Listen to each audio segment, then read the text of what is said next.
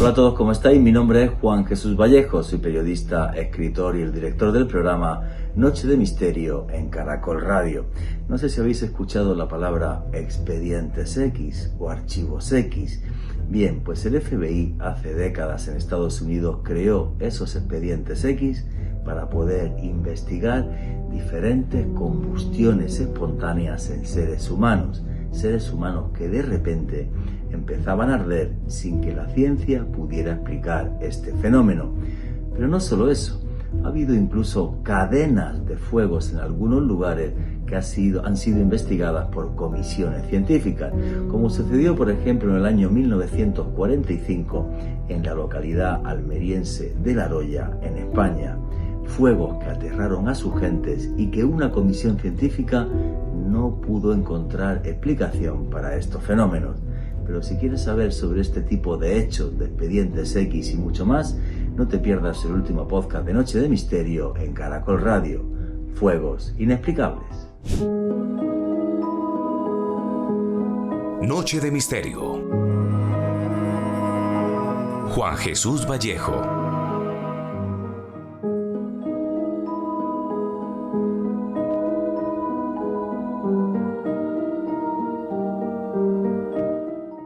Una oscuridad como la del infierno y un frío que calaba los huesos.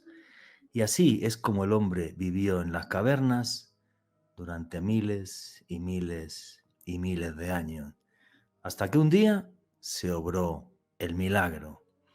De repente, en una noche de tormenta, los dioses mandaron su regalo, un regalo en forma de rayo, y los hombres aquello les espantó. Sin embargo, aquel rayo impactó en un tronco y prendió fuego. Y ese fuego duró horas, y así fue como los hombres se acercaron al fuego.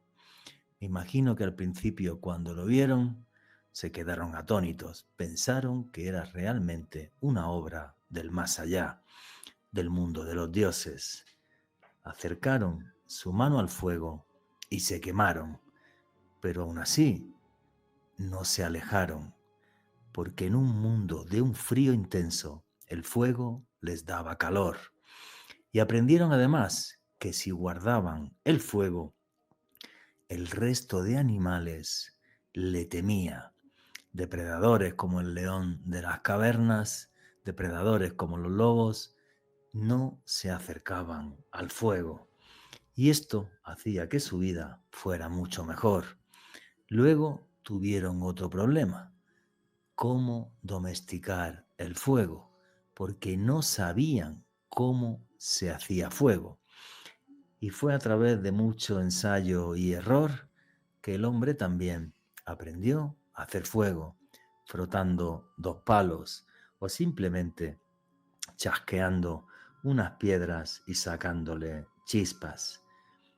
Y así el hombre tuvo un compañero eterno, esa llama que le dio luz y calor cuando el mundo estaba dominado por los hombres que vivían en las cavernas. Pero como los hombres tenemos esta naturaleza dual, luego nos dimos cuenta que el fuego se podía utilizar como arma, y así encendieron sus flechas, y así castigaban a otros hombres quemándolos en la hoguera, y lo utilizaban en grandes guerras, con vasijas enormes llenas de aceite a las que les prendían mecha, y eran felices cuando veían que sus enemigos ardían en el fuego. Y no paramos en nuestra maldad y seguimos avanzando, y al fuego se le añadió un elemento mucho más mortífero: la pólvora. Y cuando el hombre descubrió la pólvora, vio que tenía un arma que era capaz de acabar rápidamente con otros hombres. Y es más, si juntaba mucha pólvora, empezó a crear armas de destrucción masiva. Porque esa es la naturaleza humana, llena de luces y de sombras. Dennos cualquier elemento del mundo y le sacaremos una vertiente positiva y una vertiente negativa. Pero el fuego transformó nuestras vidas y el fuego es lo que estuvo en el arranque de las primeras civilizaciones del mundo, porque además, gracias al fuego, pudimos cocinar y comer carne o comer, por ejemplo, legumbres, hizo que nuestro estómago tuviera que trabajar menos y nuestro cerebro se desarrollase. Muchos miles de años han pasado de esto, ahora vemos el fuego como algo cotidiano y podemos llevar un encendedor en el bolsillo y todos los días podemos hacer nuestra comida encendiendo un fuego sin prácticamente esfuerzo. Recuerden que esto hasta hace pocos años no era así. El caso es que el fuego siempre fue también magia. El fuego se utilizaba en diferentes rituales porque el fuego y el humo que sale de él asciende hacia los dioses. Y sacerdotes en la antigüedad utilizaban el fuego para elevar sus plegarias hasta donde estaban los dioses, hasta el más allá. Y eso siempre nos quedará del fuego, esa magia que conserva de aquel día, de aquel momento en el que fue un regalo de los dioses envuelto en un rayo que nos dio pavor. Pero a la vez que sucedió eso, este regalo de los dioses transformó nuestra vida para siempre. Lo que hagamos con el fuego es cosa nuestra, luces y sombras que acompañan al hombre desde que comenzamos a andar por la faz de la tierra. Buenas noches, noctámbulos. Mi nombre es Juan Jesús Vallejo. Los que queréis seguirme en redes sociales, mi Twitter es @JuanGVallejo, Juan J. E. Vallejo. En Instagram y en Facebook, Juan Jesús Vallejo. Y esto es otro podcast, otro programa de Noche de Misterio. Y aquí lo que hacemos es periodismo de misterio. Nosotros os ponemos los hechos encima de la mesa y vosotros decidís qué hay detrás y qué no. Y aquí somos una gran familia, la familia del misterio, y por eso ya tenemos un numeral en Twitter que es Misterio Caracol. Repito, Misterio Caracol. ¿Qué opináis sobre las luces y sombras que rodearon siempre al fuego, un elemento que transformó nuestras vidas para siempre? Hoy de lo que vamos a hablar es de fuegos imposibles, fuegos inexplicables, con casos que os sorprenderán. Sabéis que hago viajes de autor. La segunda semana en el mes de octubre de este año 2025 haré un viaje de autor hasta Egipto, donde caminaremos junto a las pirámides de Giza para sorprendernos con un monumento que parece que está hecho por auténticos gigantes o seres de otros mundos, un monumento que nos conecta con las estrellas. Navegaremos por el corazón de África, por el río Nilo, para descubrir unos templos que tienen miles de años, cuya magia sigue intacta a día de hoy, una magia que espero que impregne vuestras vidas. Toda la información de este viaje la tenéis en la página web www.viajesjuanjesusvallejo.com. Repito, www.viajesjuanjesusvallejo.com, y arrancamos ya sin más dilación. Alejandro Bernal, amigo, compañero, ¿cómo estás? Muy bien, Juanje, un saludo para ti, también para todas las personas que en este momento sintonizan la señal en vivo de Caracol Radio, y desde luego también un abrazo enorme para todos quienes disfrutan de este contenido a través del podcast que publicamos en el canal de YouTube de Caracol Radio. Yo creo, Juanje, que el dominar el fuego fue lo que le permitió a nuestra especie dejar de ser un simple grupo de mamíferos a convertirse en la especie dominante de este planeta, así que vamos a tener un dossier apasionante sobre este elemento. Y sobre todo ver fuegos inexplicables, que es de lo que va el programa de hoy. La historia del fuego, cómo se utilizó en las religiones antiguas y demás, personajes que acabaron en la hoguera y fuegos inexplicables. Así que no os perdáis este podcast. Pero si yo te pregunto a ti por el fuego, ¿qué es lo primero que te viene a la cabeza? Wow, el fuego que le dieron los dioses a Prometeo, Juanje, y que de esa manera ese fuego, al traspasárselo a nosotros como especie, como pueblo, nos condenó hasta cierto punto, nos dio conocimiento, pero también nos condenó. Siempre pienso en ese mito. Curioso, yo fíjate, yo de lo que me acuerdo desde cuando era niño y iba a los Guájares, al sur de Granada, de la provincia de Granada, de donde es mi familia. Y claro, la casa nuestra es de adobe. Entonces, el frío, pues aunque no sea un sitio especialmente frío, pero el frío te cala los huesos. Entonces, estar en torno a la chimenea y a la hoguera continuamente, porque los braseros eran como antiguamente, se hacían con el carbón que salía de la madera de la chimenea y eso Bien. lo metíamos debajo de la mesa, ¿vale? Para no pasar frío. Y entonces a mí me encantaba estar al lado del fuego y ver cómo mi tía Pura, que en paz descanse, cocinaba, que tenía las manos de trabajar en el campo con tantos callos que cogía las sartenes y las cacerolas y no se quemaba. Y siempre es, ¡Guau! sí, claro, de trabajar en el campo. Y se reía de mí y yo intentaba hacer lo mismo y obvio me achicharraba. Eso me acuerdo, fíjate. La de vueltas que da la vida.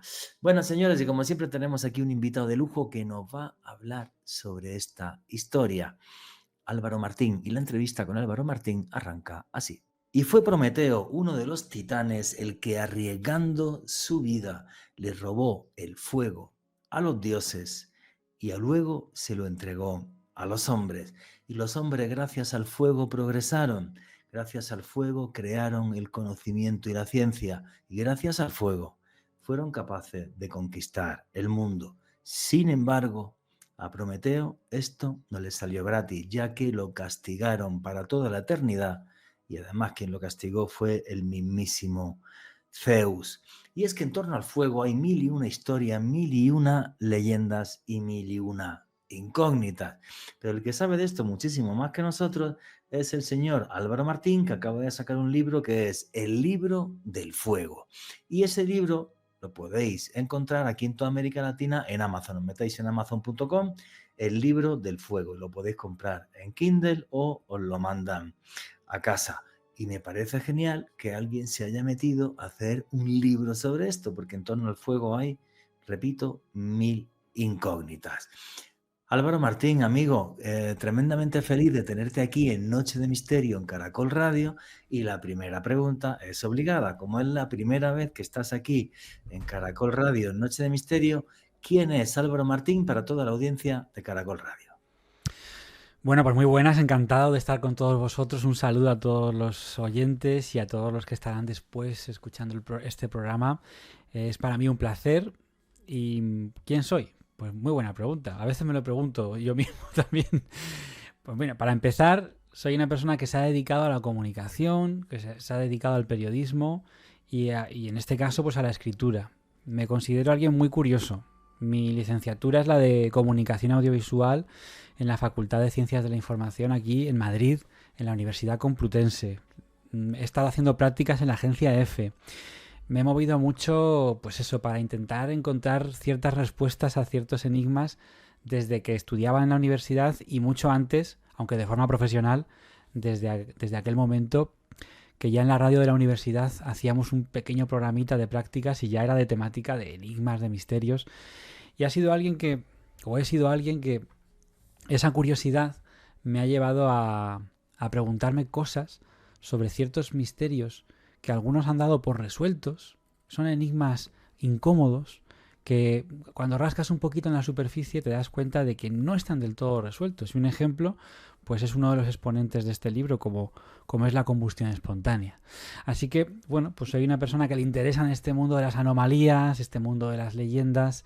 Creo que no son temas baladí, porque cuando estamos hablando de estos asuntos, estamos cuestionándonos cosas capitales como si hay vida en otros planetas, no es tontería. Y si esa vida nos visita, no es tontería. ¿Qué pasa cuando morimos? Si hay otros mundos, otros universos, otra existencia. Son preguntas enormes y a veces nos llegan pistas sobre lo que puede ocurrir. Así que bueno, me dedico a este mundo apasionante y a veces un mundo que puede llegar a frustrar, que es el mundo de los enigmas. Un mundo que creo que es apasionante. Tú eres periodista, el periodismo de misterio es algo que creo que está ahora mismo en plena expansión en América Latina. En España me lo tienes que decir tú, porque yo estoy muy desconectado. Y además, como nosotros no creemos en la competencia, tú tienes dos podcasts. Uno que es Ecos de lo Remoto en iVoox, ¿verdad? Corrígeme si me equivoco. Y luego además en Onda Madrid, en la radio que hay en la Comunidad Autónoma de Madrid, tienes otro programa que ese se llama Madrid misterioso, y Madrid efectivamente misterioso. estamos en esos dos mundos, en el mundo nuevo que surge ahora, el mundo del podcast que es apasionante y tiene su lenguaje, y el mundo radiofónico que se resiste a morir y que ahí estamos como unos románticos en esa radio autonómica que pertenece a Telemadrid, que se llama Onda Madrid. No, genial, y haces un trabajo buenísimo y sobre todo en torno a la cantidad de misterios que hay alrededor de la capital de España, que creo que además tú también tenías un libro sobre, que es una guía del Madrid Sí, misterioso. sí, Otro día te hago un podcast sobre eso porque no te imaginas la cantidad de colombianos y la cantidad de gente de América Latina que se va ya a pasar 4 o 5 días o una semana en Madrid porque les encanta Madrid. Cada día son más millones, no miles, he dicho bien millones los que hacen eso. Así que sí. eso, otro. Sí, perdona, Juanje, lo sé porque me lo cuentan. Hay gente que nos escribe a veces y nos mandan mensajes, y yo por eso me siento muy agradecido con el pueblo colombiano, y vienen para acá y le gustan mucho porque no solo que hablamos el mismo idioma, quiero decir, sino que además vivimos igual esa pasión por el misterio, y creo que eso nos une muchísimo. Sí, efectivamente. Colombianos, mexicanos, argentinos, chilenos Total. y toda América Latina, que es la audiencia de este programa. Hace poco nos daban las audiencias de digital de estos 4 años en YouTube, y fíjate, donde más audiencia tenemos es en México, luego, sigo sin creérmelo, en España, tercero, tercero Estados Unidos y cuarto Colombia. Ese es exactamente donde va el grueso de la audiencia de este programa y de este podcast que es Noche de Misterio. Álvaro Martín, ¿por qué hacer un libro sobre el fuego? No es un tema quizás demasiado específico dentro del misterio, aunque no había ningún libro como el tuyo, tengo que decir.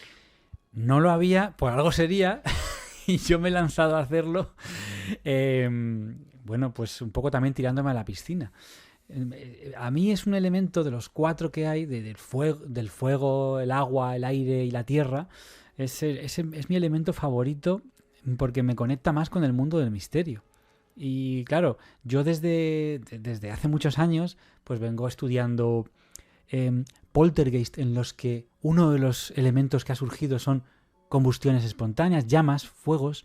Eso es lo que algunos llaman piropoltergeist, en los que, entre otros efectos físicos, pues ocurre que surgen fuegos de donde no deberían.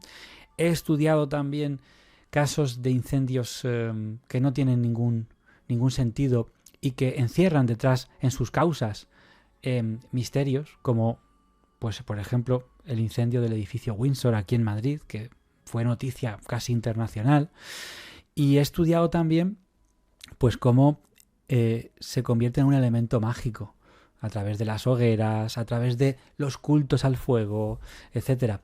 Entonces dije, bueno, si yo, que soy estudioso de los misterios, me pongo a profundizar en cómo el fuego nos ha influido al punto que hemos creado leyendas a su alrededor, que hemos creado mitologías enteras, que nos conduce al infierno pero también a lo divino, pues habrá suficientes temas como para un libro. Fue casi como un desafío, y empezando poquito a poco por ciertos temas que ya dominaba, me fui a otras zonas que no son, donde no estoy tan cómodo normalmente, y al final el resultado pues fue un libro en el que me di cuenta de eso, que el fuego está detrás de muchos misterios, y no hay más que ponerse delante de una hoguera para ver cómo reacciona el ser humano. Nos quedamos boquiabiertos, con los ojos clavados en el fuego, hipnotizados por no sabemos qué fuerza mágica y atávica, que es la que nos conduce a crear, a imaginar, etcétera.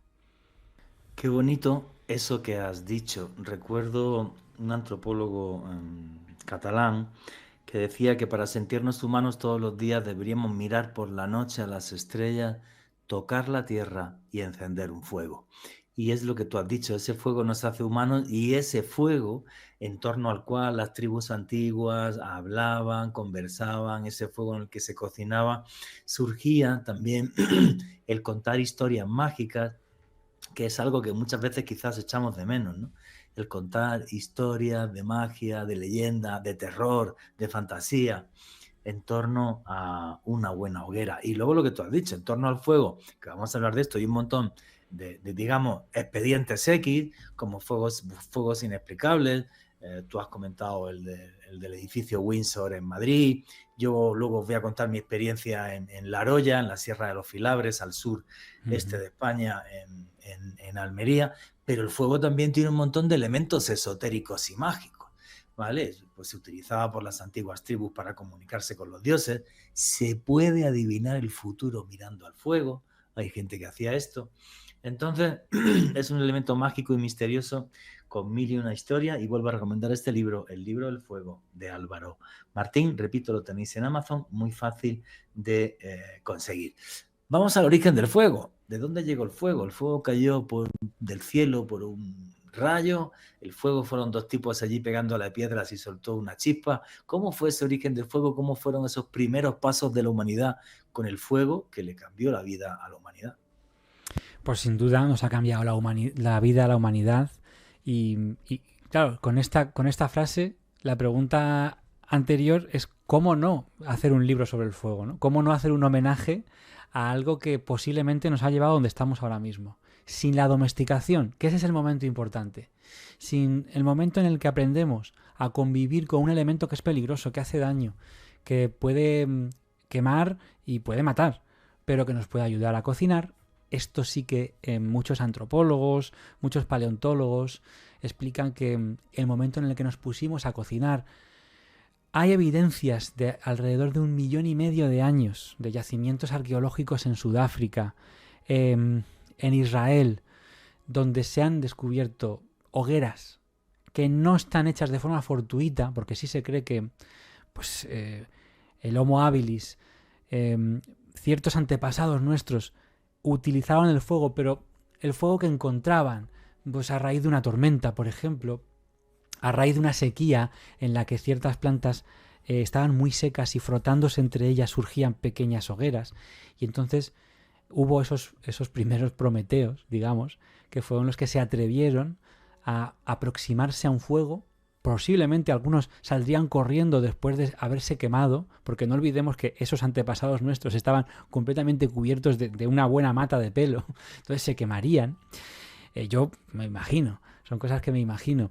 Algunos ya muy valientes cogerían las antorchas, cogerían un trozo de madera y dirían, vamos a acercarnos a esto, y llevarían la antorcha a la tribu, la verían con maravilla, con asombro, verían después cómo mantener ese fuego, lo primero en abrigos rocosos, eso nos llevó también al interior de las cuevas, a los abrigos, a las montañas, y por último, eso fue ya un paso que se estima en unos 400.000 años, ya los neandertales, esos que sí son parientes directos nuestros, estamos hibridados los sapiens con los neandertales, y tenemos ADN, aunque sea escaso, pero tenemos ADN neandertal, ellos, que somos nosotros, ya empiezan a utilizarlo de forma habitual. En cocinas se lo llevan en unos hongos, que son los hongos yesqueros. Es un hongo que tiene una cualidad y es que si tú le metes pues una brasa, te la va a mantener durante horas. Los filamentos de ese hongo te van a mantener durante horas ese fuego que lo puedes transportar, una especie de farolillo, una especie de mechero, te van a ayudar a transportarlo. La momia Otzi, esa momia tan interesante, el hombre del hielo, es una momia con tatuajes, una momia, bueno, como digo, apasionante, tiene algo especial, y es que en una bolsita que llevaba, pues se vio un hongo yesquero, ya lo utilizaban en ese momento. Se trata de un individuo que pudo fallecer alrededor del año 3300 a.C. y por tanto en su época, y por supuesto seguramente mucho antes, el fuego ya estaba totalmente establecido. Claro, estamos hablando de hace 400.000 años, mucho más que Otzi, pero como digo, ha sido nuestra forma de evolucionar, el comer alimentos calientes, cocinados, y alimentos que antes comeríamos carne cruda, después la cocinaríamos y eso tiene sus ventajas a nivel digestivo. Pero es que hay alimentos que no podíamos comer si no eran hervidos, como pueden ser las legumbres. Y descubrimos una alimentación mucho más rica, mucho más compleja, que nos hizo sin duda cambiar el cerebro, que esto es una cosa brutal, y ser lo que somos hoy en día.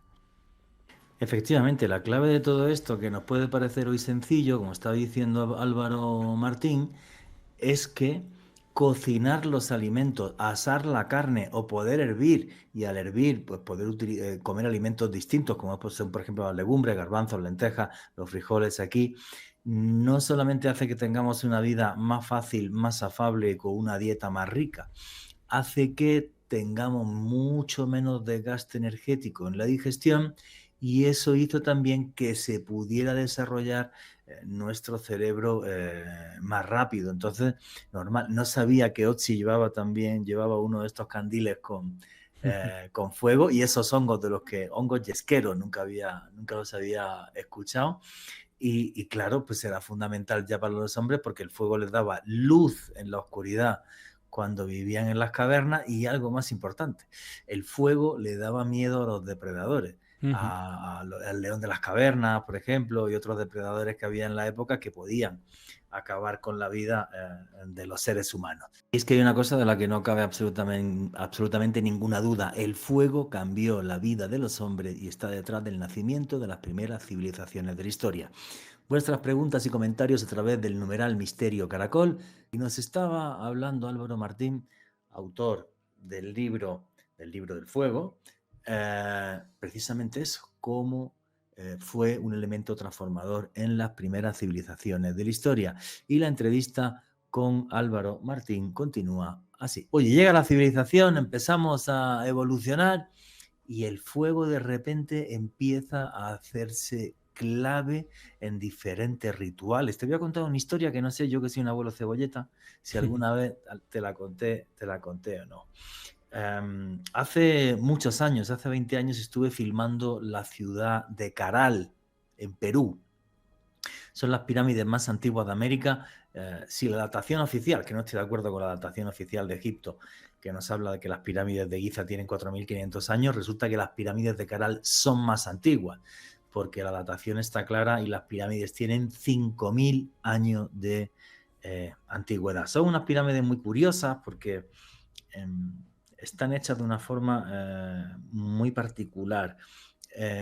Ellos tejían con fibra vegetal como una especie de unas redes que llenaban de piedras, y iban poniendo esas bolsas de fibra vegetal con piedras, las iban apilando para hacer la forma piramidal, y luego lo que hacían por fuera era poner piedras ya así más lisas, que podían poner con argamasa y demás, para poder hacer la forma de la pirámide. Hay varias pirámides en Caral, y una de ellas es muy particular porque está hecha de forma de que el sacerdote se subía a la parte superior de la pirámide, había en el suelo un conducto de bastantes metros por donde pasaba el aire, y delante de donde estaba el sacerdote se podía poner carbón.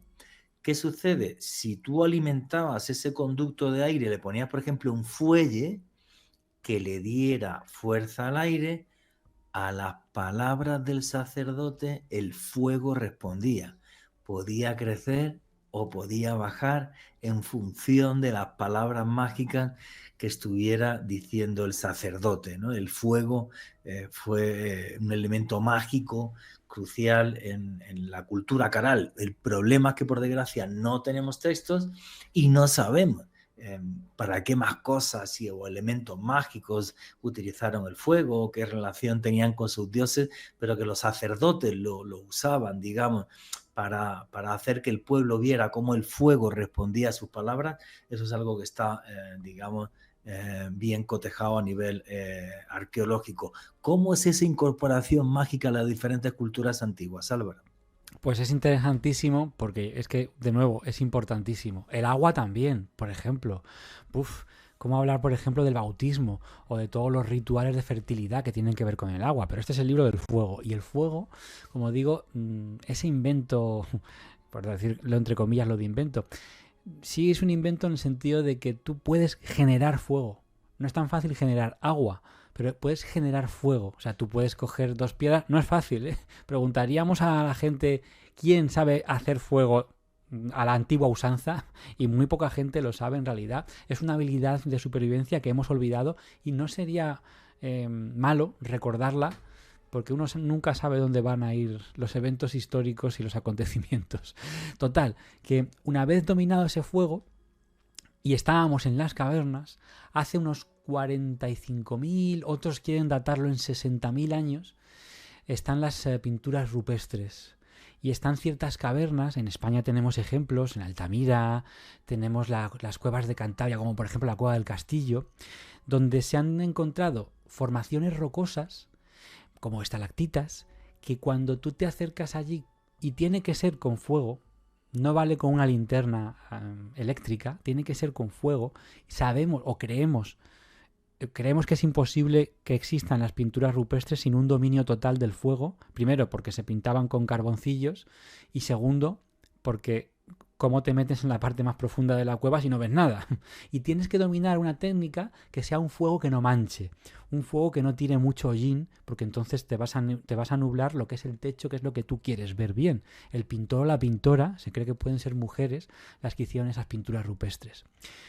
Esta se cree que es la religión más antigua, digamos, la religión del vientre materno, del vientre de la montaña, donde se pintan cosas que pueden ser rituales propiciatorios para la caza, pueden ser también la cosmovisión de aquellas personas, etcétera, las visiones del chamán, etcétera.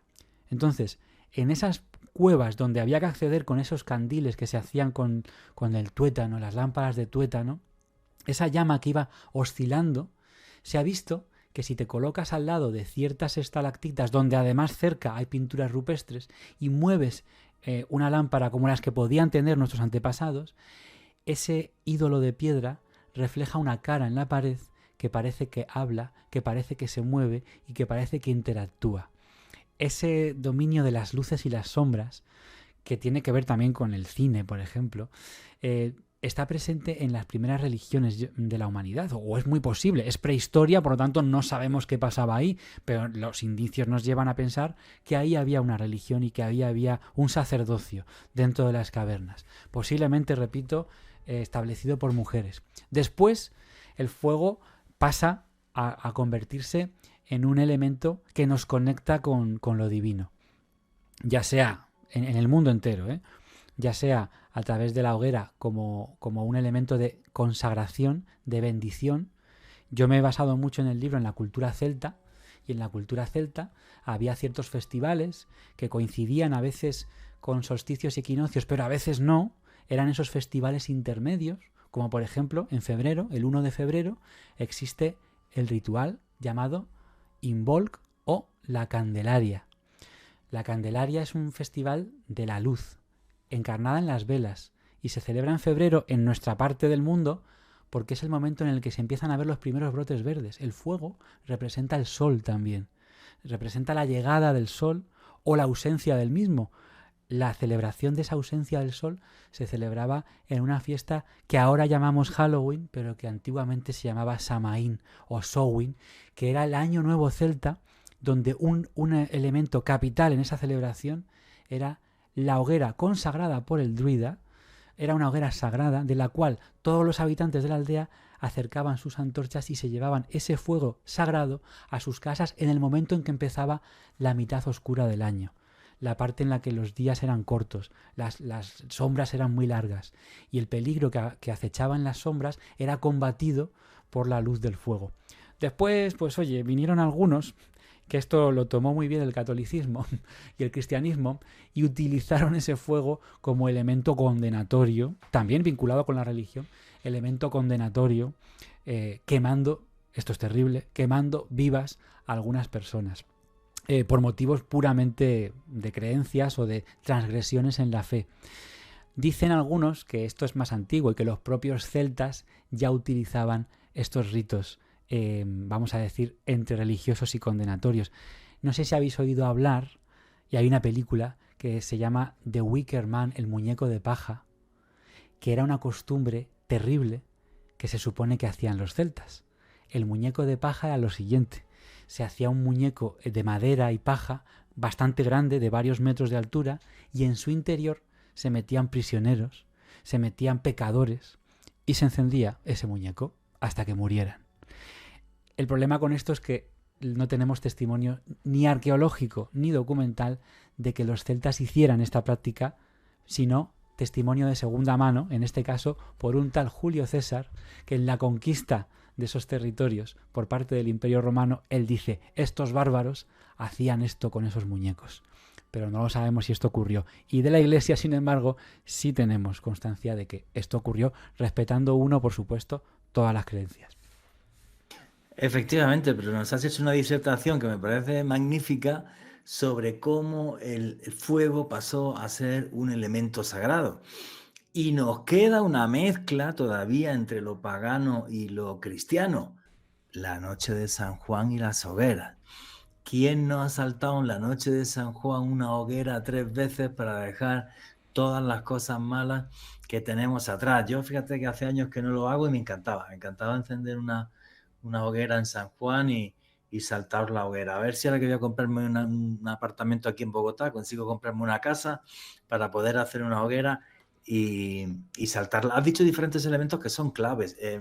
El tema, por ejemplo, en Samhain, o Samaín, que no sé, celta antiguo, no sé cómo se pronuncia, que hoy día es la noche de difuntos y esta fiesta, justo cuando arranca el otoño, el equinoccio de otoño, y las noches empiezan a hacer más largas y los días más cortos, se encendía una hoguera también y cuentan las crónicas que el chamán le leía a la gente el futuro enfrente de ese fuego.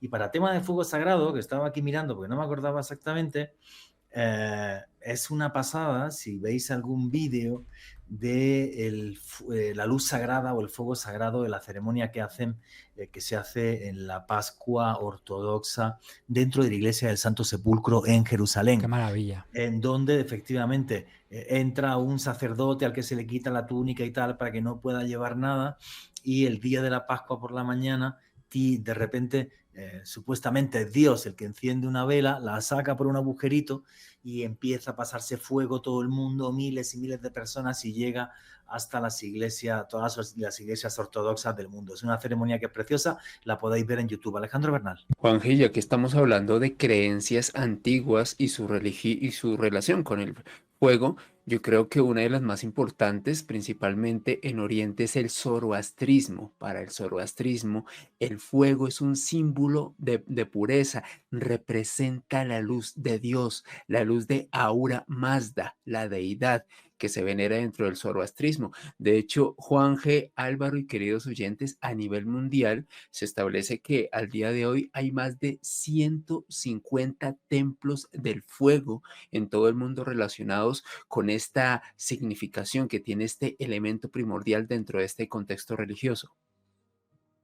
Sí, Álvaro. Sí.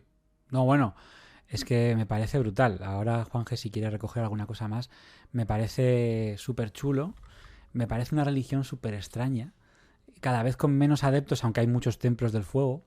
Hay una diáspora muy grande de lo que serían los zoroastristas o zoroastrianos, y es esa religión en la que encontramos a Zaratustra, que sería el principal apóstol, digamos, de Mazda, de ese dios solar, de ese dios de fuego, con el cual se puede hablar a través de las hogueras. Encontramos un templo alucinante, que es el templo de Atesgah, que está en Azerbaiyán, también llamado el Templo del Fuego de Bakú, que antiguamente además convergían ciertas creencias que tenían que ver con el zoroastrismo, pero también con el hinduismo, donde el fuego también es importantísimo. Ahí están esos rituales funerarios que se hacen a las orillas del Ganges, esas hogueras, que son muy complicadas de ver en el sentido de que son impresionantes, son impactantes. Pues en ese templo, en el templo de Bakú, es muy sencillo. Son unos muros de piedra con unas estancias donde estaban los ascetas, donde estaban los que se dedicaban en cuerpo y alma a esa religión, y en el centro del complejo hay una llama que siempre tenía que estar encendida y por la cual velaban los sacerdotes del templo, porque era la conexión que tenían con el Dios. A través de la hoguera se tenían revelaciones, se tenían mensajes divinos. Fijaros cómo cambia el tiempo, cómo cambia la historia, que el templo de fuego de Bakú hoy en día tiene una hoguera que es autosostenida. porque ya sabréis, vosotros lo sabréis bien, que Azerbaiyán es un sitio de muchas reservas de gas natural, es un sitio muy codiciado por el gas, pues ese fuego sagrado que antiguamente era alimentado con leña, hoy en día es conducido a una tubería de gas que lo mantiene vivo siempre, 24 horas al día, 7 días a la semana, y se sigue realizando este tipo de religiones. Y fijaos una cosa muy curiosa también del zoroastrismo, y es los rituales funerarios. Podríamos pensar que, siendo la religión del fuego, el ritual funerario que se utiliza es el de la cremación, que durante mucho tiempo, por cierto, en la religión cristiana fue un tabú y no se podía practicar. Y en las otras dos religiones monoteístas no se puede hacer, ni en el Islam ni en el judaísmo. Bueno, pues no. En la religión del dios Mazda, el principal rito funerario era lo que llaman el funeral en el cielo, que se llama que dejas el cadáver expuesto a los animales que se van a comer ese cuerpo y van a ascender al difunto. Las aves de carroña van a ascender al difunto, y durante mucho tiempo en unos corralitos especialmente diseñados, unas estructuras circulares, se dejaban los cuerpos sin vida y las aves se alimentaban de ellos, elevándolos al cielo.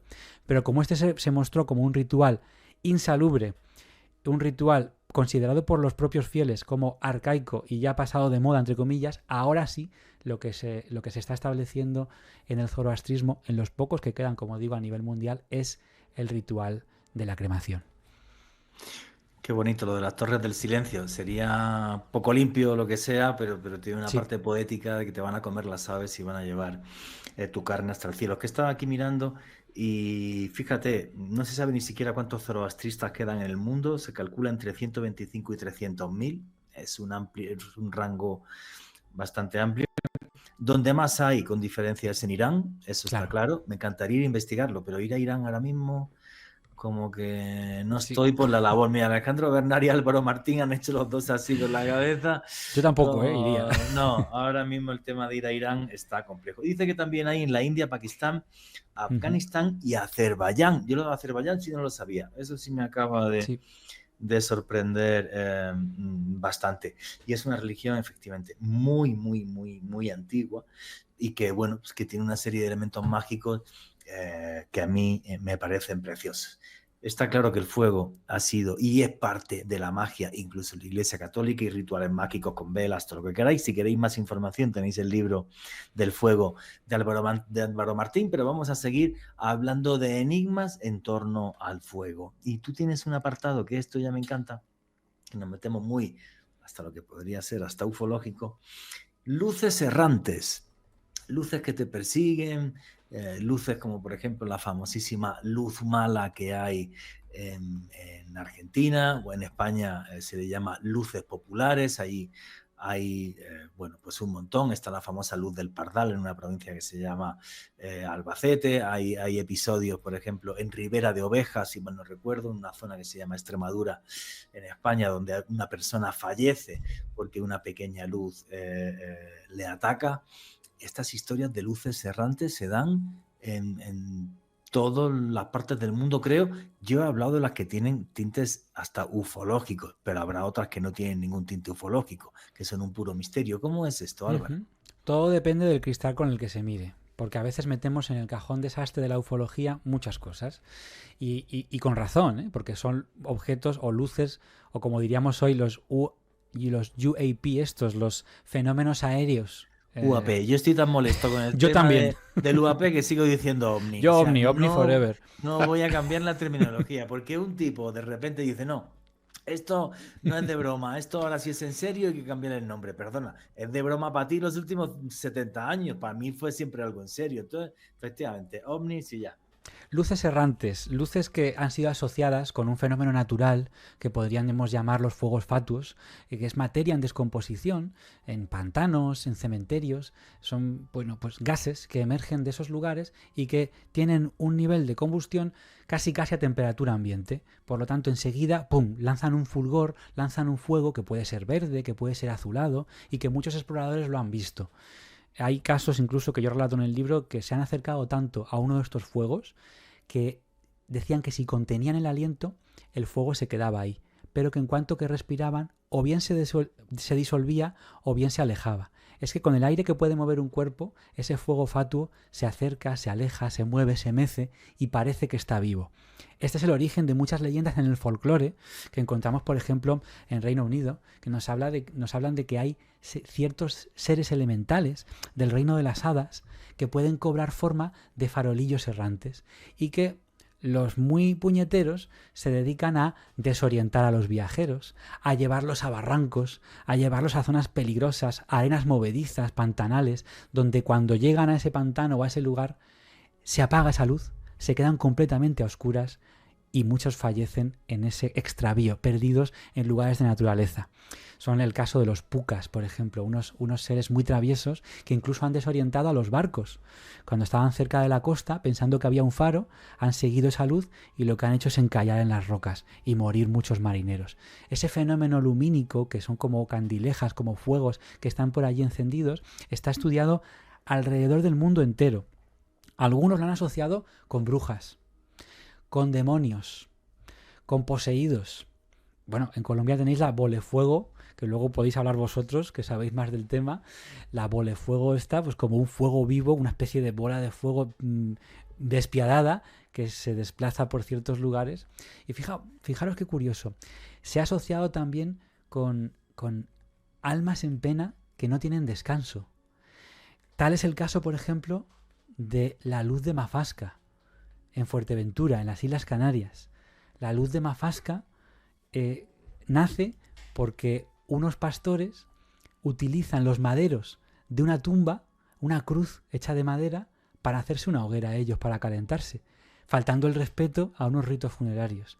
Y a partir de ese momento, una luz con apariencia malvada por cómo se comportaba, empieza a perseguirlos, empieza a atormentarlos. Hoy en día en Mafasca tenemos murales, tenemos indicaciones a este suceso mágico, de la misma manera que en otro sitio que luego hablaremos, porque a Juanje le toca muchísimo, ahí por Almería, por la Sierra de los Filabres, pues también tenemos otro monumento con forma de llamas que dice: aquí ocurrieron los fuegos de la Aroya.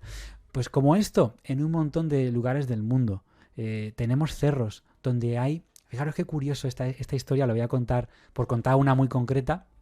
En Baja California Sur, esta zona pertenece a México, en una población que se llama La Paz, hay un cerro que se llama el Cerro Atravesado, donde se cuentan todo tipo de leyendas de que la gente acude allí a realizar trabajos de magia negra, que la gente ha visto luces flotando en pleno cerro por la noche. Esas luces, entre paréntesis, algunas de ellas pueden ser precisamente esos practicantes de magia negra, esas antorchas que a veces pueden llevar. Pero se dice que en esas luminarias que aparecen, si en algún momento te acercas lo suficiente y te pones a excavar, vas a encontrar que están marcando un tesoro.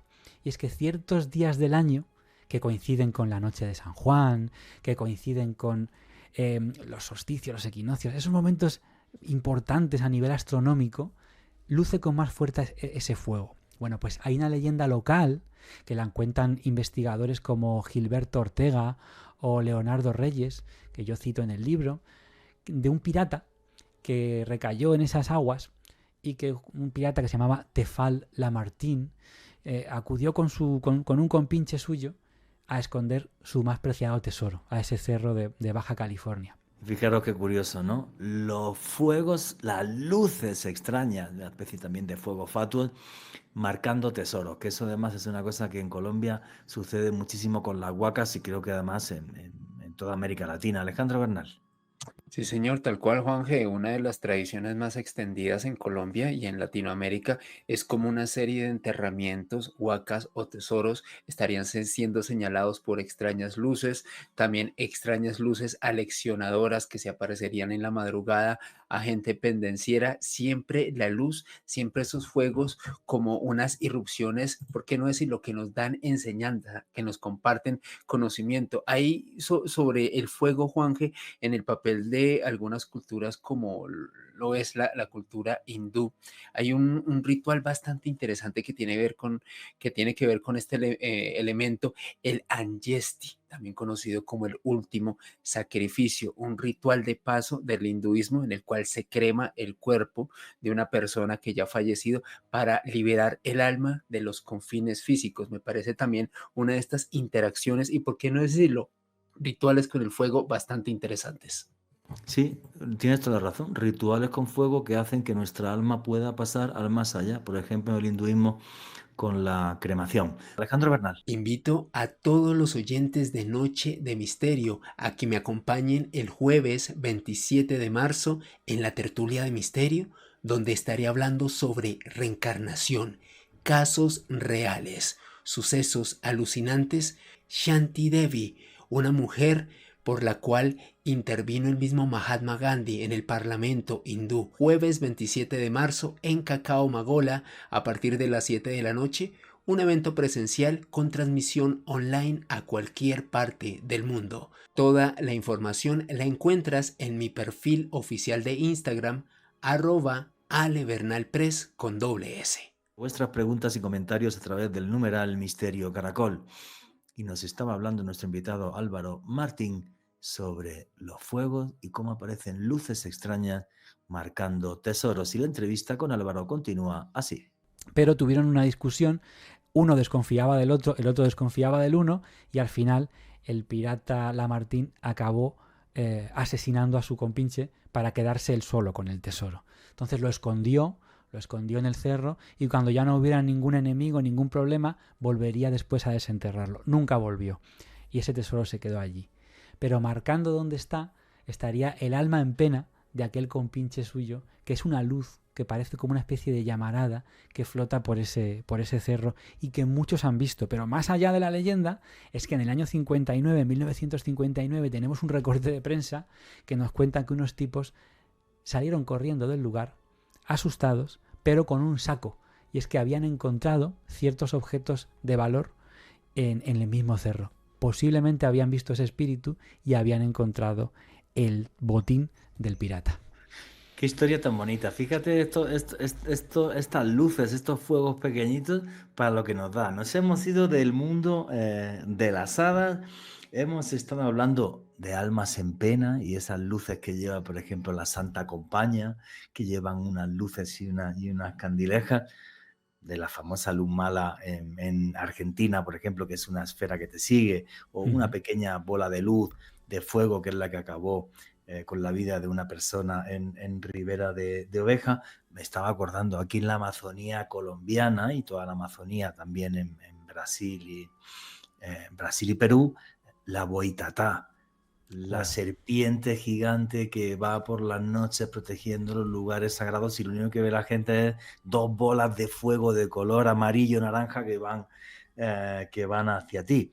Y lo de las huacas aquí en Colombia, por ejemplo, no hay huaca que se precie que no tenga un fuego que avise de que hay allí el tesoro de un gran cacique. Alejandro Bernal asiente. Alejandro Bernal. Claro que sí, Juanje, y ya que nuestro amigo Álvaro y tú hablaban de almas errantes y estas extrañas apariciones de fuego, pues el origen de la bolefuego, que es uno de los espectros más particulares dentro de la iconografía de Colombia, tiene que ver precisamente con una tragedia, o al menos hay dos posibles orígenes de esta especie de extraña bola de fuego que se aparecería en horas de la madrugada, principalmente en los llanos orientales, y también la bola de fuego ha sido reportada en Venezuela. Uno de los orígenes de este mito, Juanje, tiene que ver con una mujer que habría sido incinerada viva junto a sus dos hijos. Parece que este espíritu y esta muerte trágica habría hecho que el remanente de energía de esta mujer se hubiese quedado vagando para siempre, convertida en una bola de fuego. Es uno de los orígenes que se estipula de acuerdo a la tradición oral de esta región de Colombia. Y la otra tiene que ver con una mujer que se llamaba Candelaria, quien estaba casada con un señor pendenciero, borrachín, muy en nuestra onda, Juan Jesús, llamado Don Esteban.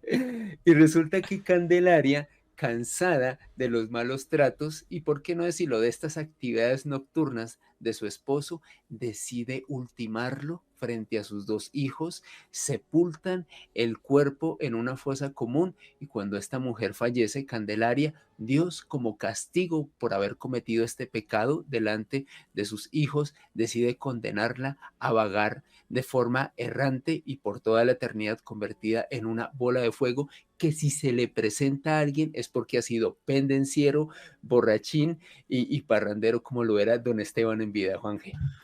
Qué bien lo narraste, a ver si te animas a hacer otra vez paseos por la Bogotá mágica o por Cartagena.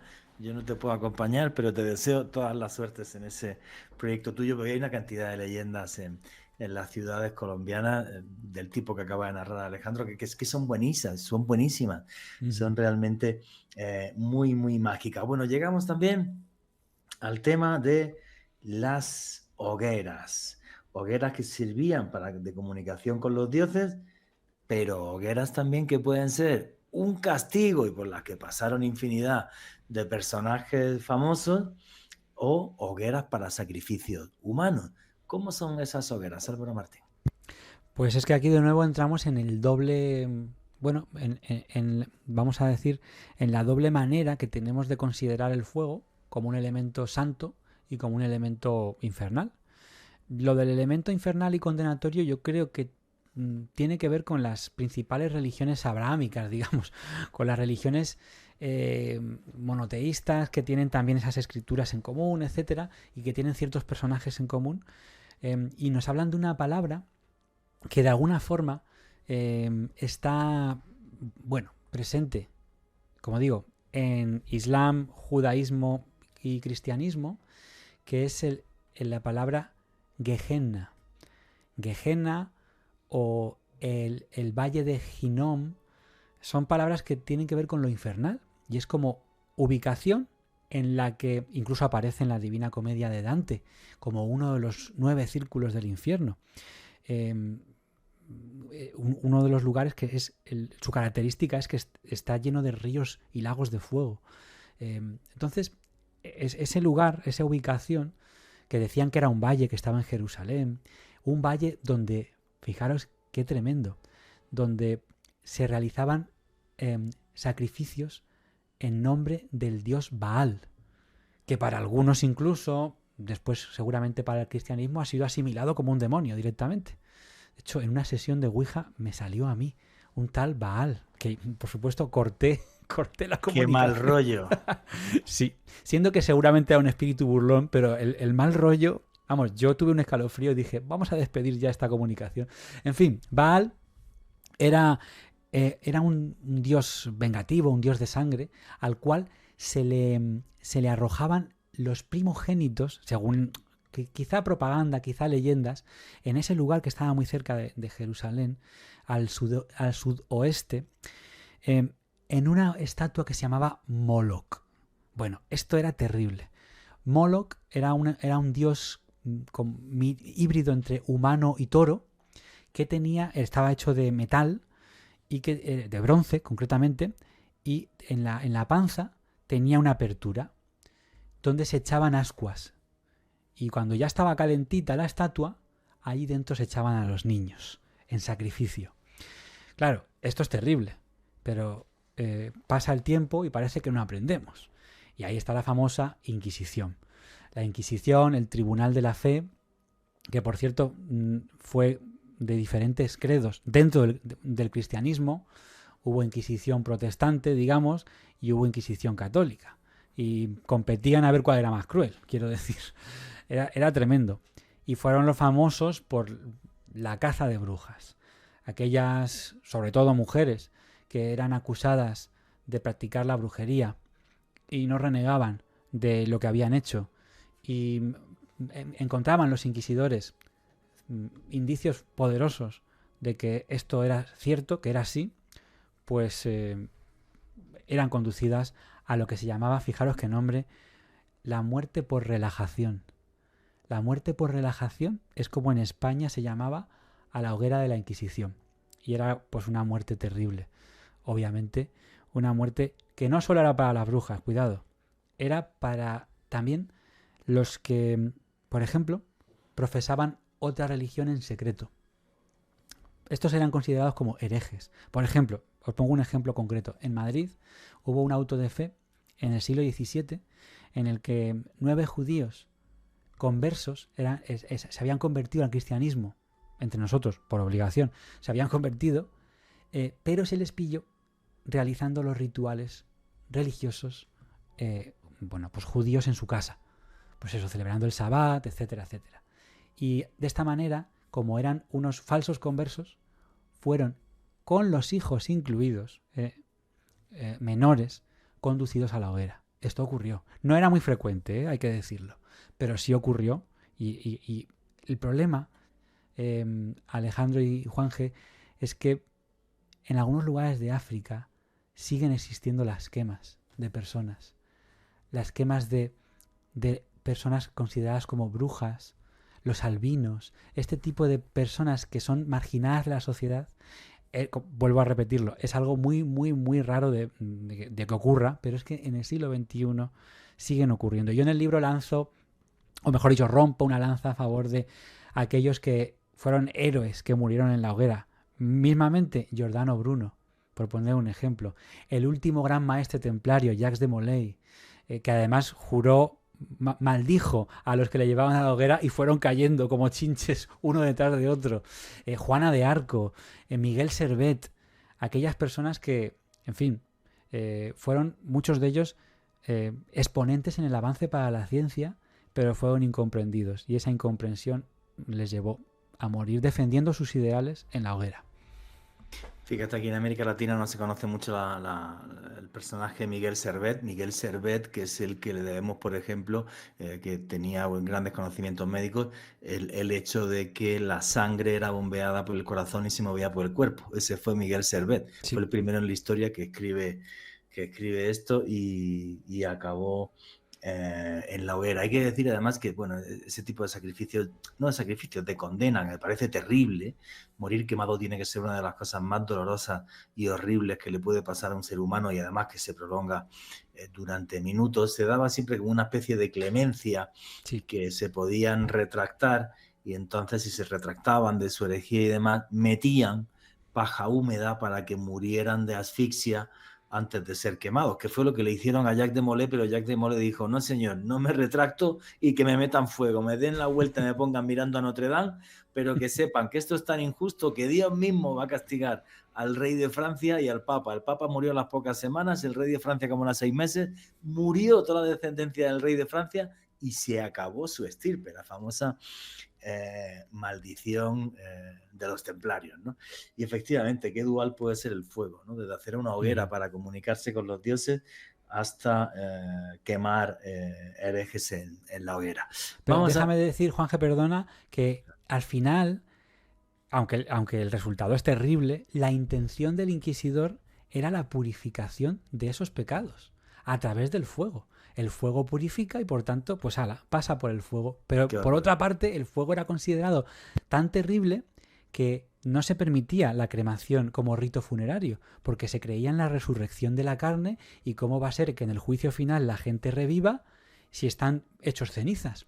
Después hubo un papa que se iluminó y dijo: bueno, vamos a ver, si Dios es todopoderoso, aunque estemos hechos cenizas, sabrá cómo reconstruirnos, y en el juicio final podemos volver, y se permite hoy en día, bajo ciertas normas, la cremación. Bueno, son historias de la humanidad.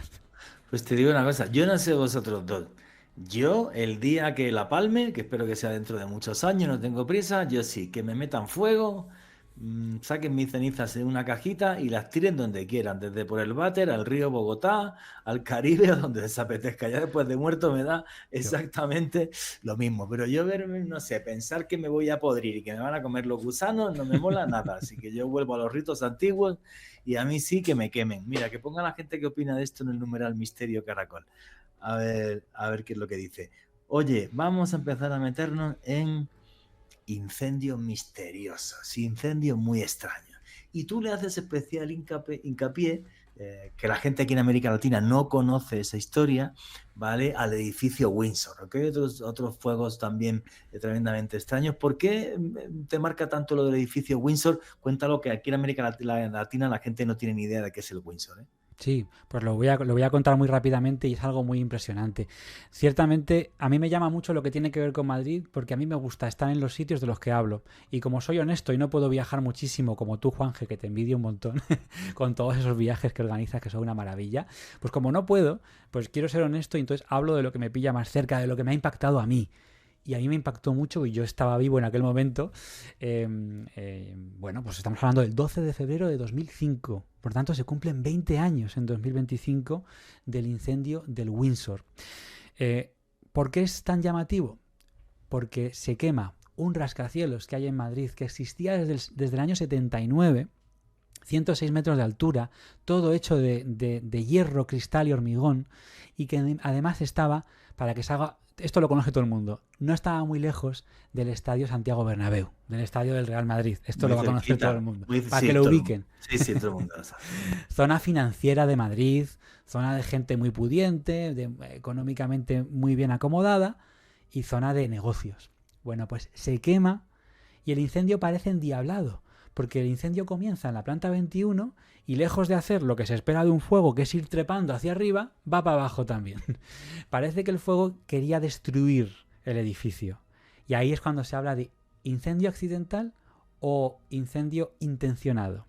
La versión oficial nos dice, y esto es muy peregrino, pero así nos lo cuentan, que es un cigarrillo mal apagado de una trabajadora que no sé qué demonios hacía ahí a esas horas. Esto ocurrió de madrugada. Se supone que solo estaban los vigilantes de seguridad. Hay una trabajadora que trabajaba en una consultora internacional que se llama Deloitte, poderosísima, mucha pasta mueve, y se supone se deja un cigarrillo mal apagado y esto genera un incendio tan monumental como el que hemos visto, que son varias horas, si no días, con ese edificio humeante. Y lo más raro, lo más extraño, y hasta llega a ser casi paranormal, es que a las 3 de la madrugada hay unos videoaficionados en un edificio que está enfrente que sacan su cámara, muy casero todo, sacan su cámara y enfocan al edificio porque están viendo en los cristales lo que se llaman los fantasmas del Windsor. Con el edificio vacío, por cierto, voy a decir, no hubo ninguna víctima mortal, de milagro, porque los bomberos dijeron esto, de milagro que no hubo ninguna muerte. Se alcanzaron temperaturas de mucho más de 1000 grados en el interior del edificio. Bueno, pues en ese momento que no había bomberos ya, porque consideraban que era peligroso acceder al edificio, se estaba sofocando el fuego desde fuera, se ven por lo menos 2 individuos, claramente, que están dando vueltas, se piensa que hasta tienen linternas, ¿haciendo qué? Pues esto es lo interesante. Si oficialmente allí no había nadie, ¿quiénes son los fantasmas del Windsor? Opción A, que sean fantasmas de verdad. Y fíjate que a mí me encanta este tema, pero creo que es la menos plausible, que sean realmente espectros. Opción B, son seres humanos y ¿qué están haciendo? Pues ahí tenemos otras 2 subopciones. Están recogiendo cosas, papeles, documentos que no debían quemarse porque son muy importantes. Dentro de este edificio había oficinas del Estado, oficinas del Ministerio del Interior español. O la última opción ya, que quizás sea todavía más enrevesada, estaban llevando allí documentos que sí debían quemarse y destruirse para siempre en este incendio. Hubo papeles, hubo maniobras económicas que tienen que ver con grandes bancos y demás que se destruyeron para siempre en el incendio del Windsor. Y esto ha dejado muchísimas dudas. Es un caso sin resolver, no por lo paranormal, sino por el misterio. ¿Quién se estaba jugando la vida con llamas mortíferas en los pisos clave de este incendio, en las plantas del edificio más llameantes, y para qué durante ese fuego? Y lo que está diciendo Álvaro Martín, que yo vi esas imágenes y no es una paraidolia que tienes que estar ahí diciendo, uy, era una persona o no, lo que se está moviendo. Se ven las Se dos dijo, ¿eh? Pero por favor, se ve la imagen de las 2 personas clarísima que se está moviendo dentro del edificio cuando había unas temperaturas absurdas y oficialmente no había nadie. O sea, y a todo el mundo le digo que ponga incendio edificio Windsor Madrid y ve la imagen que es clarísima de las personas ahí dentro. Entonces es un misterio que no fue nadie capaz de solucionar nunca.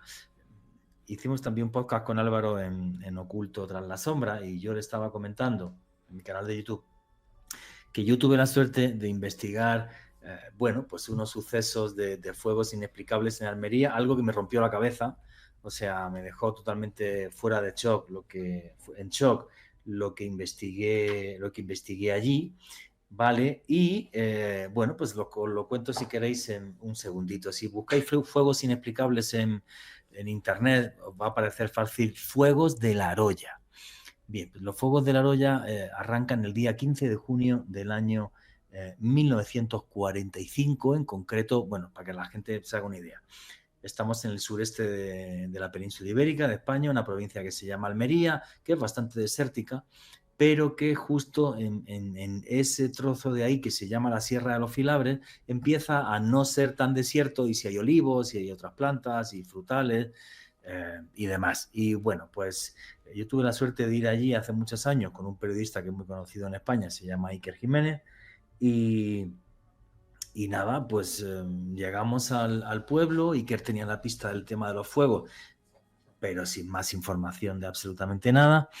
Llegamos al pueblo, nos vamos a ver, teníamos los recortes de prensa de la época, y de repente apareció un personaje que fue Cayetano Domínguez, que Cayetano Domínguez nos da un montón de pistas. Básicamente lo que había aparecido en prensa era que el día 15 de junio del año 1945 arrancan una serie de fuegos inexplicables en un lugar que se llama el Cortijo Pitango.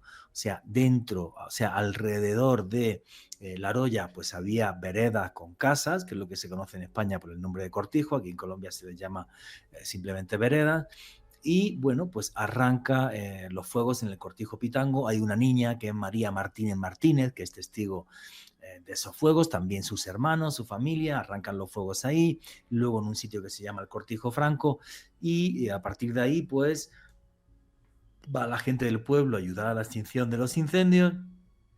Va también la Guardia Civil, que es un cuerpo militar español, y la Guardia Civil ve cómo esos fuegos imposibles pues también acontecen, suceden delante de ellos. Esto hace que el ejército llame al Consejo Superior de Investigación y Ciencia, en concreto el Instituto Geológico y Minero de España, porque pensaron que lo que estaba sucediendo es que había pequeñas bolsas de gas que estaban simplemente echando a arder, y eso podía tener pues unas implicaciones industriales para España. Y entonces, bueno, pues mandaron a esta gente para ver si es que había bolsas de gas, podíamos explotar gas o hacer otro tipo de cosas. También se habló de un polvo pirogenésico, que de carbón o de tal, y que podía haber minas de carbón. Bueno, total, que fue esta gente. A la cabeza iba un señor que era el ingeniero Cubillo, de apellido. Este dato es importante, ¿vale? Porque fijaros lo que salió en prensa o lo que salió en el informe que hizo el Instituto Geológico Minero, y en cambio lo que pudimos averiguar Iker Jiménez y un servidor cuando estuvimos allí. Lo primero que nos dice Cayetano Domínguez es que él había sido testigo de los fuegos, porque esto acaba con sentencia judicial, que le echan la culpa a María Martínez Martínez, aquí no pasó nada, la niña tampoco se la condenó a más, y ya. Bueno, a lo que voy, que además luego el final de la niña es bastante trágico, ¿vale? A lo que voy, Cayetano Domínguez nos dice que él fue testigo de los fuegos, que mucha más gente fue testigo de los fuegos, que llegaron estos ingenieros y esta gente allí, y que realmente nunca quedó claro qué es lo que haya pasado. Y de que los fuegos habían durado 3 semanas, como dijo la prensa, falso, sino que habían durado mínimo un par de meses, pero simplemente el tema se silenció. Eso nos deja total y absolutamente en shock. Y luego tenemos un par de claves. Para que se haga la gente una idea, de los testimonios que recopilamos, decía la gente: mira, Juanje, estábamos, por ejemplo, en el corral, yo le quitaba el aparejo al mulo y de repente el aparejo empezaba a arder.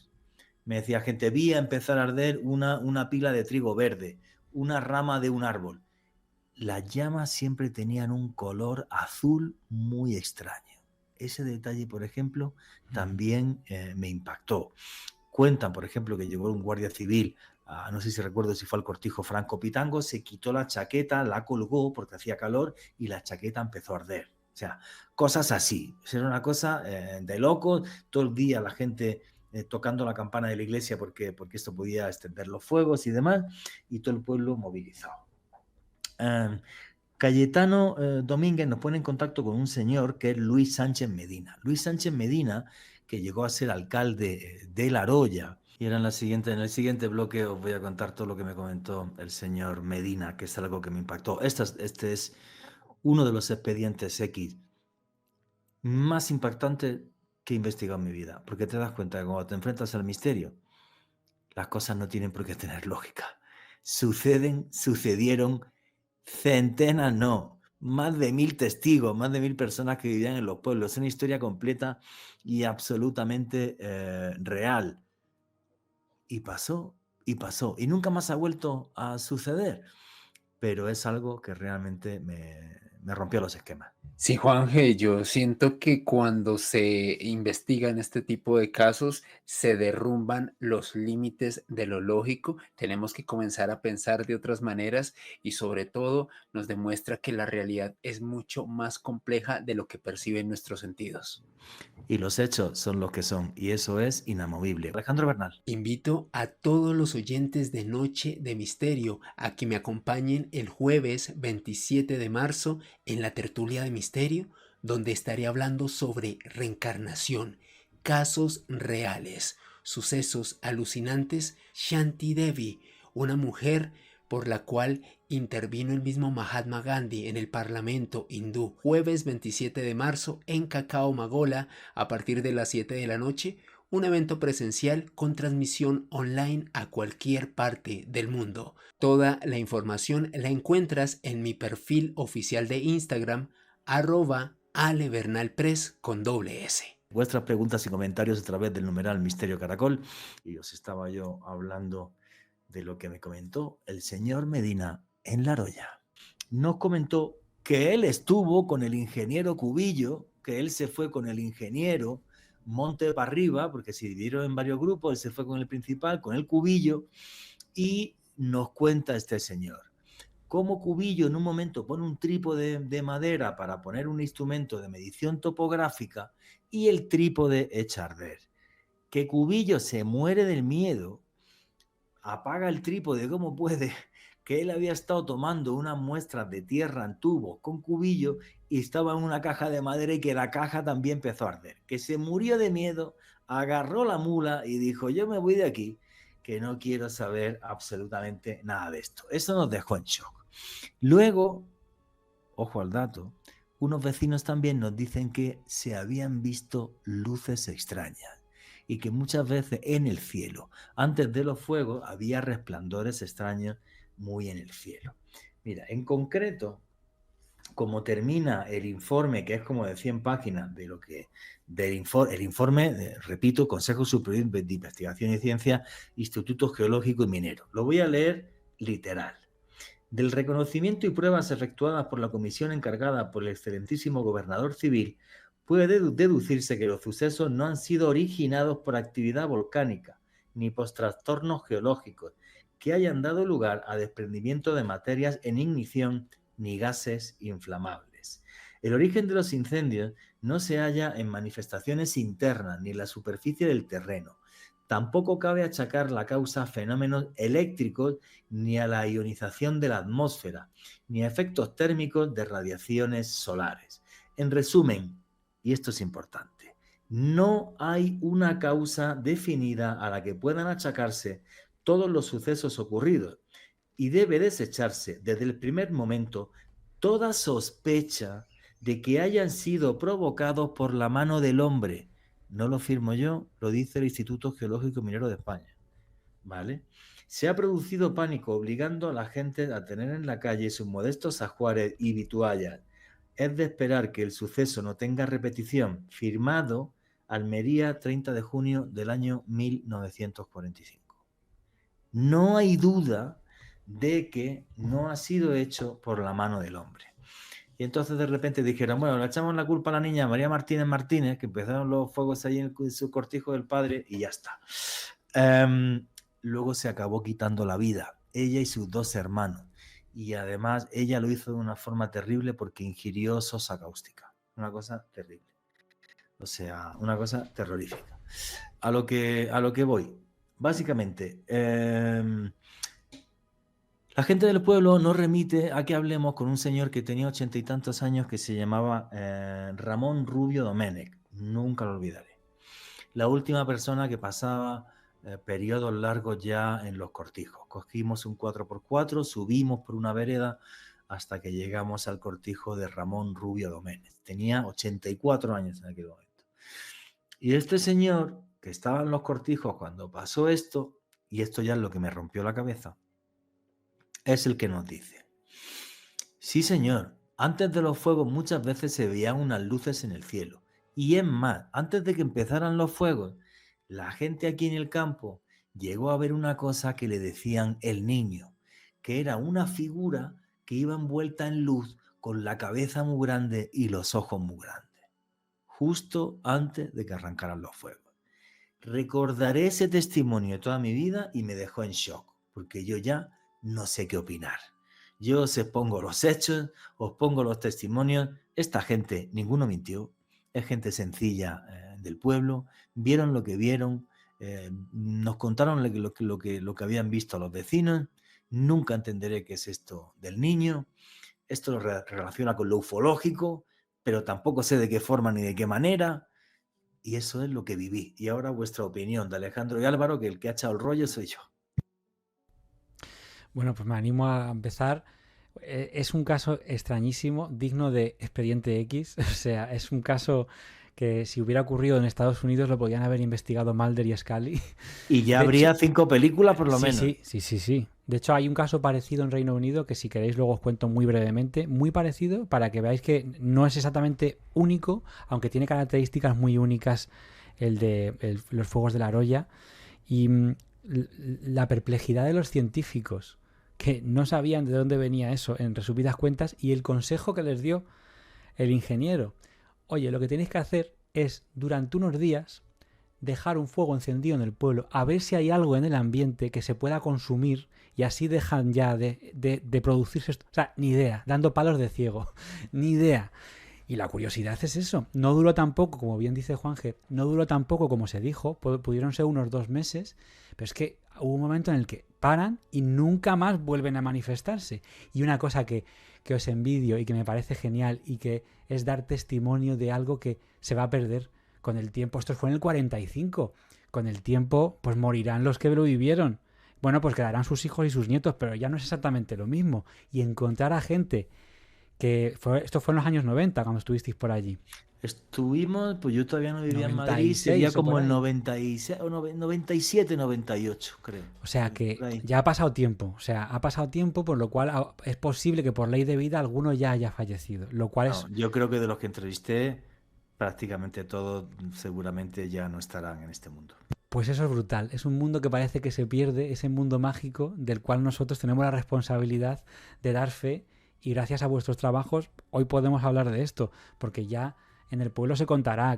Seguro que en La Roya todo el mundo conoce esta historia porque lo que decía hace un rato, hay una estatua, hay un monumento a Ya han hecho hasta un monumento a los fuegos, porque después Sí, de publicarlo Iker en la revista Enigma, luego lo sacó en sus libros Enigmas sin resolver, y sí, luego salió en Cuarto Milenio, esto se hizo súper conocido en total. España, nadie sabía dónde estaba La Roya, lo pusieron en su sitio, la Sierra de los Filabres donde es, se hizo el pueblo conocido, y han hecho estos monumentos, que la gente no es consciente de que el misterio es cultura, Ujú. recupera parte de nuestra historia, que es una asombrosa, y además sirve para el turismo. Mira Álvaro Martín con su libro de Madrid Misterioso. Sí, Pues sí, claro que se puede recorrer un sitio a través del misterio. total, total. Y paseos que hago también por Madrid, así que cuando queráis estáis invitados. Bueno, Te iba chicos, a decir, a ver si tiempo, como ahora me voy a hacer un viaje a España-Marruecos, a ver si te junto un grupo para que nos des un paseo por venga, Madrid a finales de abril. pues os va a encantar. Pues lo que decía, y con esto ya remato, que es un caso que no se puede explicar si fuera algo natural del lugar. Cada X tiempo emergería, no tiene sentido que aquello se hubiera consumido en 2 semanas y nunca más volver, y lo que lo hace más inquietante, absurdo e inexplicable es tanto las luces como el niño este. Eso da más miedo que yo que sé, ese niño, ese ser, ese gris que aparece por allí, casi extraterrestre, que es como diciendo, ¿os parecía ya raro las combustiones espontáneas? Pues encima voy a poner un extraterrestre por ahí dando vueltas. Alejandro Bernal, ¿quiere comentar algo? Sí, Juanje, 1945, ya final de la Segunda Guerra Mundial y ustedes en España después de pasar por la Guerra Civil y ocurre esto que desde luego fue descartado por comisiones científicas sobre darle cualquier origen geológico o natural Y nuevamente, y creo que de pronto ya sueno a ser muy repetitivo con esto, cada vez que se habla del fenómeno ovni, hablamos de un fenómeno demasiado complejo, hablamos de un fenómeno también de manipulación psíquica, y me quedo con el elemento del niño, que también señalaba Álvaro, este ser muy extraño que hoy en día podríamos involucrar o enmarcar dentro de la tipología de extraterrestres grises. Para mí es un caso único en el mundo. Sin lugar a dudas, lo que pasó en La Roya no tiene parangón. Y lo más extraordinario es que pasó hace menos de un siglo, Juanje. Ayer es alucinante lo que sucedió en tu país. Y sin embargo es antes de Roswell. Exacto. Sí, es antes de Rockwell y lo que decía antes, Álvaro, creo que tuve la suerte, gracias a Iker, le tendré que estar agradecido toda la vida, de que viví ese momento, viví esa experiencia y fuimos y recopilamos pues el testimonio de esta gente, que luego 8 años después lo recopilamos en vídeo para Cuarto Milenio. Vale, pero tuve la suerte de vivirlo porque me encontré ante un trozo de una historia de España completamente olvidada y un trozo de la historia del misterio a nivel mundial que no se había documentado. Entonces fue muy bonito. Esto lo recopilo en un capítulo entero con muchos más detalles en el primer libro que escribí en mi vida, en Operación Al-Ándalus. Madre mía, si el libro salió en el año 2001, pues imagínate, hace 24 años, Operación Al-Ándalus, que se vendieron 4 ediciones, cuando la gente leía. Ahora ya el tema está... Hay que leer, hay que leer. El tema está ya bastante más complejo. Seguro que del libro de Álvaro Martín, el libro del fuego, se van a vender muchas más de 4 ediciones. Oye, vamos a meternos ya en el último capítulo de tu libro, que como siempre vamos justos de tiempo, quedan como 12 minutos de entrevista, pero hablemos con calma. Combustiones espontáneas. Para mí, uno de los mayores misterios que hay en el mundo, combustiones espontáneas humanas. Estamos hablando de que de repente alguien empieza a arder.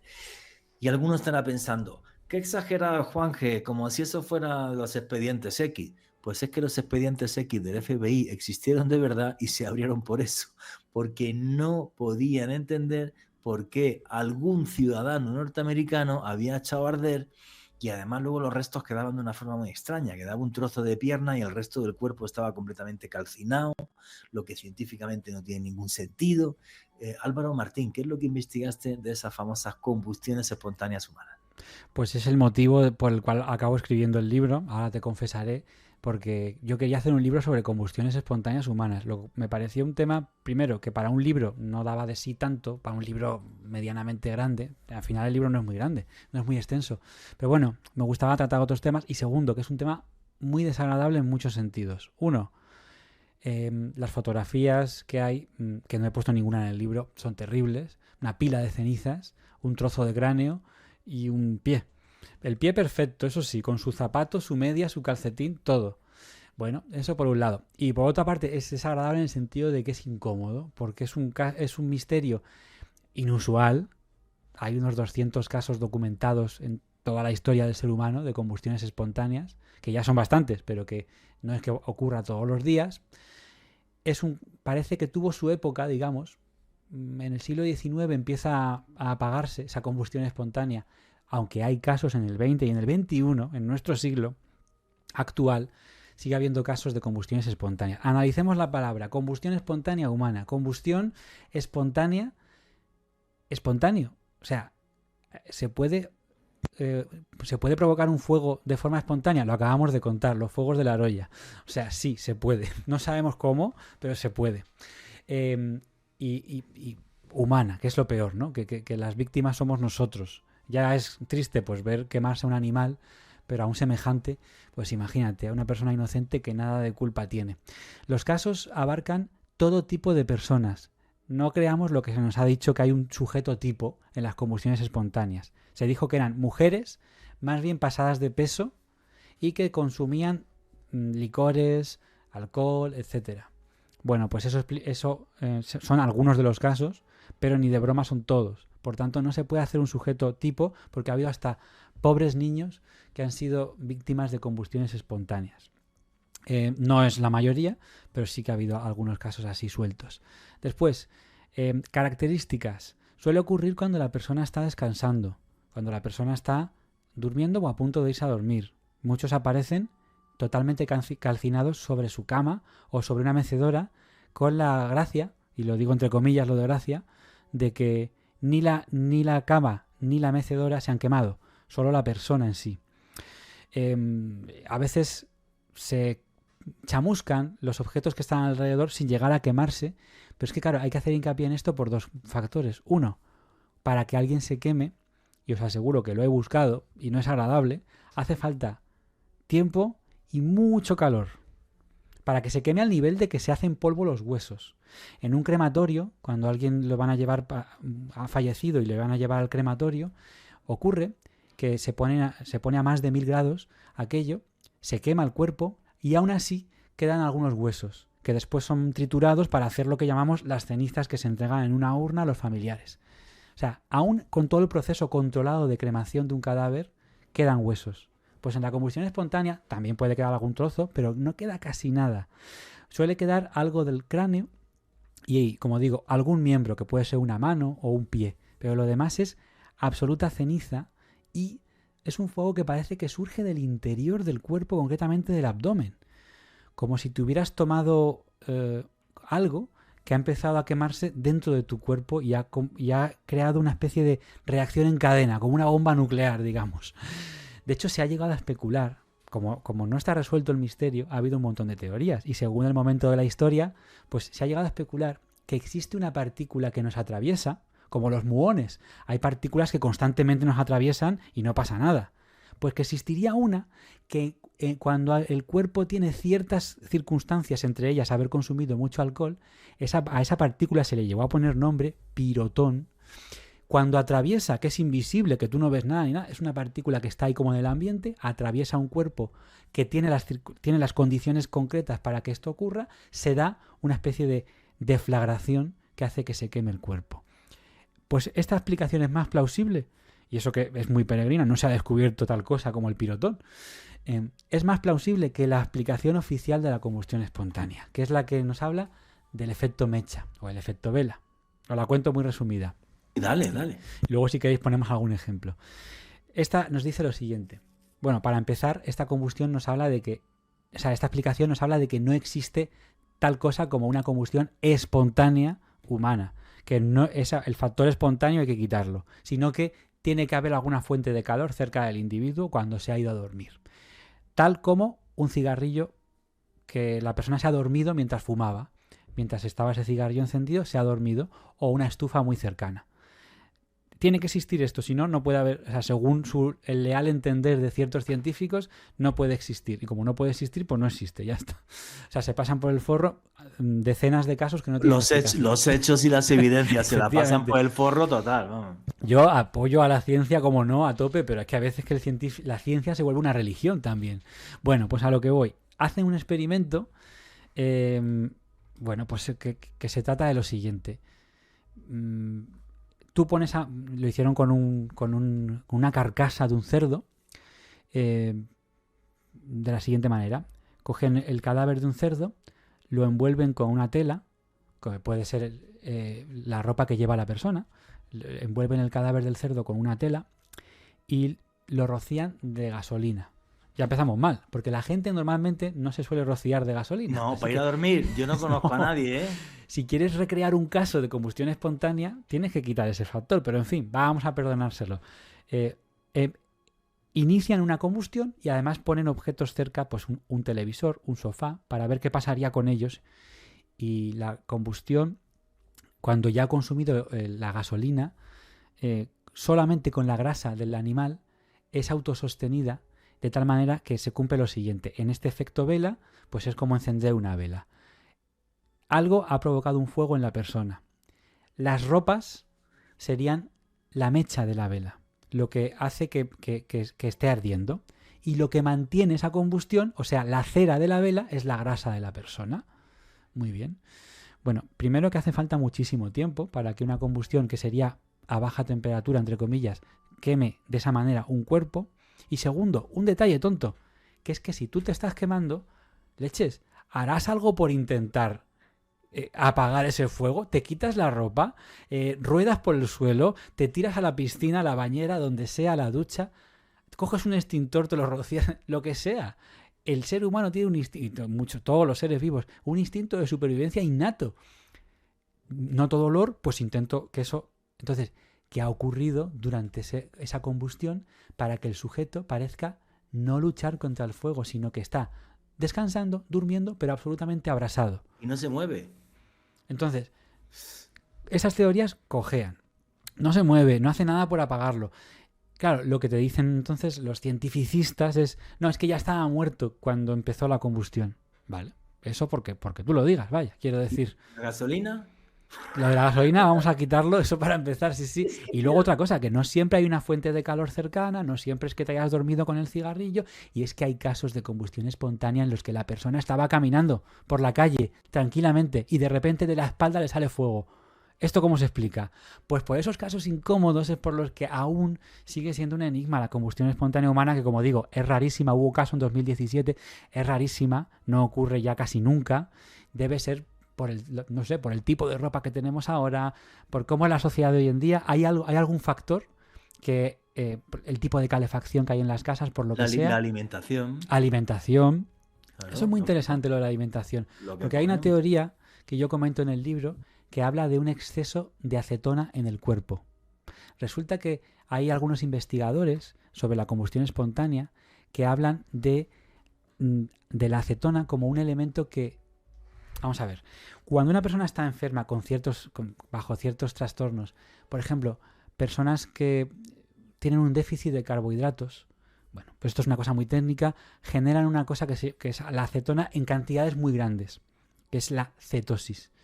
Cuando una persona que está haciendo una dieta muy bestia, dejando de comer ciertos alimentos, esto lo voy a decir, es muy incómodo lo que voy a decir, le huele mucho el aliento a las personas que están haciendo dieta, esas personas están generando más acetona de la que debería un cuerpo humano normal, que la genera. Eso, si la acetona que generamos por la piel, digamos, la vamos tirando para afuera, puede impregnar las ropas. ¿Y a dónde voy? Dice algunos expertos, como un biólogo inglés que se llama Brian J. Ford, que con una chispa como la que se genera por electricidad estática, aquello que tocas a alguien y hace una chispa, que eso es muy habitual, con eso solo arde la acetona y arde mucho. Entonces, bajo ciertas circunstancias muy concretas, personas que están pasando por ciertas dolencias, un ser humano normal y corriente y sano no le va a pasar esto, podría ser víctima de una combustión espontánea por culpa de la acetona. Es otra teoría. Tampoco digo yo que esto explique todos los casos. Yo en el libro incluso explico las prácticas de yoga extremo que podrían llevar a una persona bajo la teoría, bajo la práctica, no lo sé, a iniciar una combustión en su cuerpo. Una serie de ejercicios de respiración muy concretos, una serie de prácticas de meditación como la de la Kundalini, podrían llevar, según testimonios que hay, a generar un calor corporal tan fuerte que podría llegar a iniciar una combustión. Es otra teoría. ¡Qué locura! Oye, amigo mío, ¿no sabes lo feliz que me hace entrevistarte? Tu libro, El libro del fuego, súper recomendado. Estamos llegando ya al final del programa, así que ahí tienes el micrófono, tu conclusión, tu cierre, también tus redes sociales, lo que quieras, Álvaro. Bueno, pues me pueden encontrar como Álvaro Martín o Álvaro Misterio en algunas redes.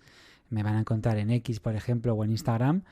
Y por los libros me van a poder conocer, y por los programas, que los recuerdo aquí, el podcast de Ecos de lo Remoto, en el que tratamos todo tipo de temas y en el que Juanje ha estado como invitado y volverá pronto, y el programa Madrid Misterioso, donde también me pueden escuchar, pero ya son temas más orientados hacia Madrid. Y la conclusión es esa, que el fuego nos ha condicionado, nos ha vinculado con lo sagrado, que yo no puedo vivir sin una velita siempre encendida cerca, que nos conecta con lo sublime y con la inspiración.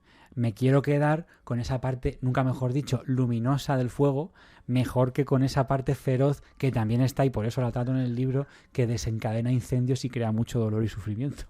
Pues quedémonos con el fuego de las hadas y apartémonos del infernal. Un fuerte abrazo, amigo, hasta prontito. Abrazo. Y efectivamente, que el fuego sea siempre luz. en nuestras vidas. Alejandro Bernal, amigo mío, tu conclusión y tu cierre. Juanje, definitivamente un recorrido maravilloso a través de diversas connotaciones y significados que tiene el fuego, no solamente a nivel cultural, a nivel antropológico, a nivel de misterio. Fascinante ese dossier y este recorrido, este viaje a través de estos grandes enigmas del fuego con nuestro amigo Álvaro Martín. Invito a todos los oyentes de Noche de Misterio a que me acompañen el jueves 27 de marzo en la tertulia de misterio, donde estaré hablando sobre reencarnación, casos reales, sucesos alucinantes. Shanti Devi, una mujer por la cual intervino el mismo Mahatma Gandhi en el Parlamento hindú. Jueves 27 de marzo en Cacao Magola a partir de las 7 de la noche, un evento presencial con transmisión online a cualquier parte del mundo. Toda la información la encuentras en mi perfil oficial de Instagram, @alebernalpress con doble S. Pues yo decirles que encender una hoguera nos hace humanos, que nada más hipnótico que mirar un fuego, que siempre que puedan hagan rituales de limpieza en torno al fuego. Qué bonito es la noche de San Juan saltar 3 veces una hoguera, dejando todo lo malo atrás para que se queme en los fuegos del infierno, mientras el fuego de las hadas acompaña la luz de nuestra vida. Siempre, siempre recordaré lo que significaba el fuego cuando iba al pueblo y vivíamos en aquella casa de adobe por ese calor y luz que nos daba. Y si no tienen para hacer una hoguera, una vela y díganle cosas bonitas, que esa luz les acompañará el resto del día. Y nunca, nunca olviden que vivimos en un mundo mágico porque está repleto de misterio.